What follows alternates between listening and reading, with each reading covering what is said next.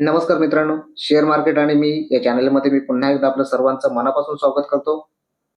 मित्रांनो, या व्हिडिओमध्ये आपण एका अशा कंपनीचा रिव्ह्यू करणार आहोत, की जी कंपनी अनेक सेक्टरमध्ये काम करते. ज्याच्यामध्ये आपण पाहू शकतो, की डिफेन्स सेक्टरमध्ये, स्पेसमध्ये, क्लीन आणि ग्रीन एनर्जीमध्ये, त्याच्याबरोबर अनेक वेगवेगळ्या सेक्टरमध्ये ही काम करते आणि या कंपनीचा बिझनेस अफलातून आहे.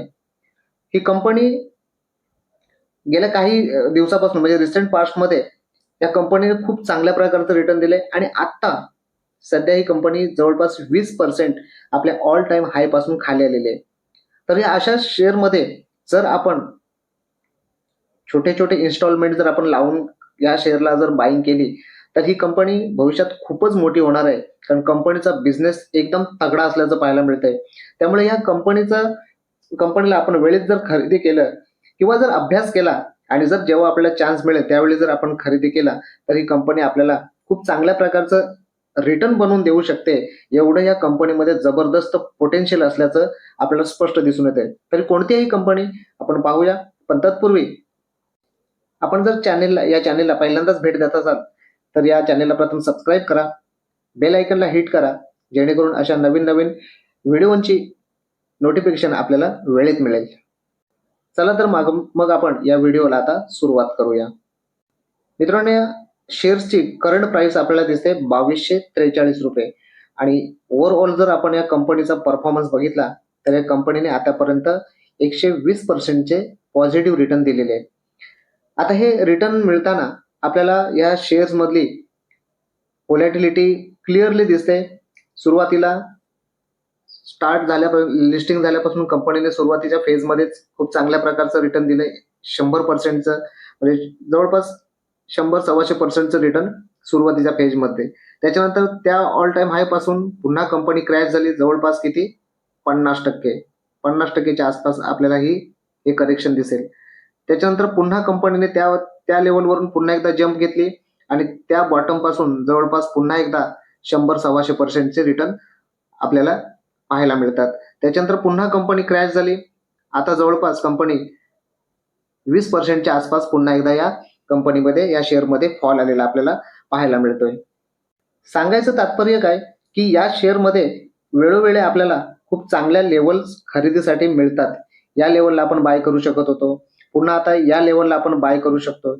पण हे आपल्याला ओळखता आलं पाहिजे. कंपनीचा बिझनेस जर व्यवस्थित चालला असेल, कंपनीच्या बिझनेसमध्ये काही प्रॉब्लेम नसेल आणि एक्सटर्नल कारणामुळे जर अशा शेअर्समध्ये जर कोणत्याही कारणामुळे जर असा क्रॅश आला असेल, थोडीशी पडझड झाली असेल, तर अशा वेळेला आपल्याला या शेअरना कॅच करता आलं पाहिजे.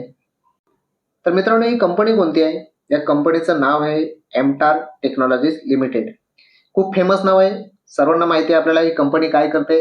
या कंपनीचा बिझनेस जर आपण बघितला तर ही कंपनी 1970 पासून कंपनी 170 पासून मार्केटमध्ये काम करते.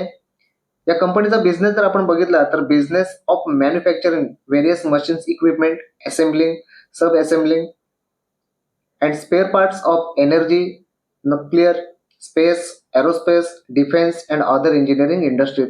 म्हणजे कंपनी वेगवेगळ्या सेक्टरमध्ये खूप चांगल्या प्रकारचं काम करताना आपल्याला पाहायला मिळतं. आता या वेगवेगळ्या सेगमेंटमधून कंपनीला जो रेव्हेन्यू येतो तो कशा प्रकारचा येतो, तर आपल्या न्यूक्लिअर सेगमेंटमधून आपल्याला दिसतंय. तिथून सुद्धा आपल्याला 14%चा रेव्हेन्यू कंपनीला येताना दिसतोय. स्पेस डिफेन्स मधून 17% आणि सगळ्यात मोठा जो रेव्हेन्यू येतो, जो कंपनीचा आपण मेन बिझनेस आपण बोलू शकतो, तो आहे क्लीन आणि ग्रीन एनर्जी, जिथून कंपनीला 63%चा रेव्हेन्यू कंपनीला येताना दिसतोय. त्याच्यानंतर अदर प्रोडक्ट्स मधून जवळपास 6%चा रेव्हेन्यू कंपनीला येतोय. कंपनीचं ऑर्डर बुक जर आपण बघितलं तर 30 सप्टेंबर 22 पर्यंत 1288 करोडच्या कंपनीला ऑर्डर आहेत, ज्यामध्ये क्लीन एनर्जी मधून 67%, स्पेस अँड डिफेन्स मधून 15%, न्यूक्लिअर मधून 17% आणि प्रोडक्ट अँड अदर्स मधून 1%. या प्रकारे कंपनीला रेव्हेन्यू येताना दिसतोय. त्याच्यानंतर कंपनीचे क्लायंट जर आपण बघितले, वेगवेगळे खूप क्लायंट आहेत. ब्लूम एनर्जी, एल्बिट, राफेल, त्याच्यानंतर गव्हर्नमेंट डिपार्टमेंटमधील ISRO, defence research and development organisation, त्याच्यानंतर Indira Gandhi centre of atomic research etcetera Indian कंपनीजमध्ये HAL, भेल, भारत डायनामिक या वेगवेगळ्या कंपन्या या एमटार कंपनीच्या क्लायंट आहेत. एकंदरीत कंपनीला सगळ्याच सेगमेंटमधून खूप चांगल्या प्रकारचा बिझनेस येताना दिसतोय. त्याशिवाय कंपनी आपण पाहू शकतो, कंपनी एक स्मॉल कॅप कंपनी आहे. कंपनीचं मार्केट कॅप आहे 6,900 करोडचं. त्याबरोबर कंपनीचा पी आपल्याला 67 बघायला मिळतोय. ROC आणि ROE खूप चांगल्या लेवलला आहेत, डिसेंट लेवलला आहेत. फेस व्हॅल्यू कंपनीची आहे ₹10. कंपनीच्या प्रॉफिट अँड लॉसवर जर आपण नजर टाकली तर कंपनीचा सेल खूप चांगल्या प्रकारे वाढताना आपल्याला दिसतोय. 2015 साली 81 करोडचा जो सेल होता तो त्याच्यानंतर मार्च 2017ला 101, त्याच्यानंतर 157, 184, 214, 246, 322, 573 आणि 675 करोडचा सेल आता रिसेंटली या वर्षाच्या 2 क्वार्टर्समध्ये झालेला आपल्याला पाहायला मिळतोय. त्याचबरोबर कंपनीच्या नेट प्रॉफिटवर नजर टाकली त्या सुरुवातीच्या फेजमध्ये कंपनी आपल्याला मायनसमध्ये असल्याची पाहायला मिळते. त्याच्यानंतर मात्र कंपनीने जो काही प्रॉफिट कमवलाय तो खूप अफलातून प्रॉफिट आपल्याला झालेला पाहायला मिळतोय. 5 करोडच्या प्रॉफिट नंतर 39, 31, 46, 61, 104 आणि 103 करोडचा प्रॉफिट आताच्या 2 क्वार्टर्समध्येच आपल्याला पाहायला मिळतोय. कंपनीच्या बॅलन्स शीटवर जर नजर टाकली तर कंपनीकडे 631 करोडचं रिझर्व्ह असल्याचं पाहायला मिळतंय. त्याचबरोबर कंपनीवर 249 करोडचं लोन सुद्धा असल्याचं आपल्याला इथे क्लिअरली दिसतंय.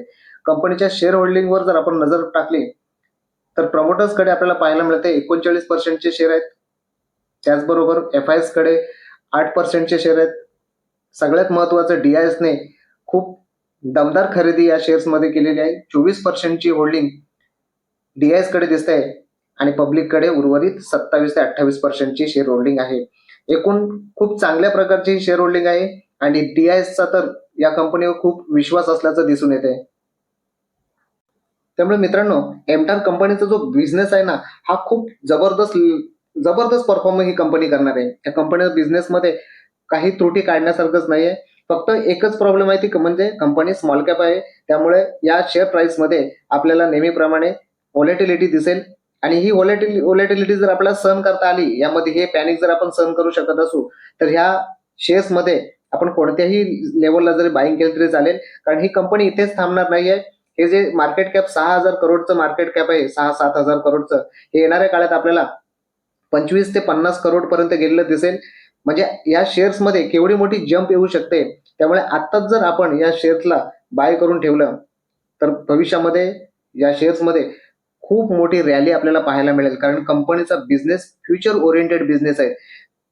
कंपनी सगळ्या सेक्टरमध्ये ज्या सेक्टरमध्ये काम करते ते सगळे सेक्टर खूप भविष्यात बूम होणार आहेत आणि म्हणून आपण या शेअर्सचा अभ्यास करून जर आपल्याला हे कंपनीचा बिझनेस जर आवडत असेल, या कंपनीच्या बिझनेसवर जर आपल्याला विश्वास असेल, तर या कंपनीला आपण या लेवलला बाय करू शकता. कारण कंपनी आपल्याला खूप चांगल्या लेवलला खरेदीसाठी मिळते. अशी संधी चांगल्या शेअर्समध्ये कधी मिळत नाही. पुन्हा जर कंपनीला चांगल्या ऑर्डर आल्या तर या कंपनीची शेअर प्राइस इथून सुद्धा खूप चांगल्या लेवलला परत जाऊ शकते, खूप हायला जाऊ शकते. परत आपल्याला ती संधी मिळेलच असं सांगू शकत नाही. कारण कंपनी प्रत्येक दिवसागणिक आपल्या बिझनेसमध्ये खूप चांगल्या प्रकारे वाढ करताना दिसून येत आहे. आय होप की मित्रांनो, हा व्हिडिओ आपल्याला आवडला असेल आणि जर आवडला असेल तर या व्हिडिओला जास्तीत जास्त लाईक करा आणि या व्हिडिओला जास्तीत जास्त शेअर सुद्धा करा. आणि जर या कंपनीबद्दल काय आपल्याला वाटतंय की ही कंपनी भविष्यामध्ये काय करू शकते किंवा कसा बिझनेस करू शकते, आपल्याला या कंपनीबद्दल काय वाटतं हे आपण कमेंटमध्ये सांगू शकता. तर भेटूया आपण आपल्या पुढच्या व्हिडिओमध्ये. तोपर्यंत बाय बाय.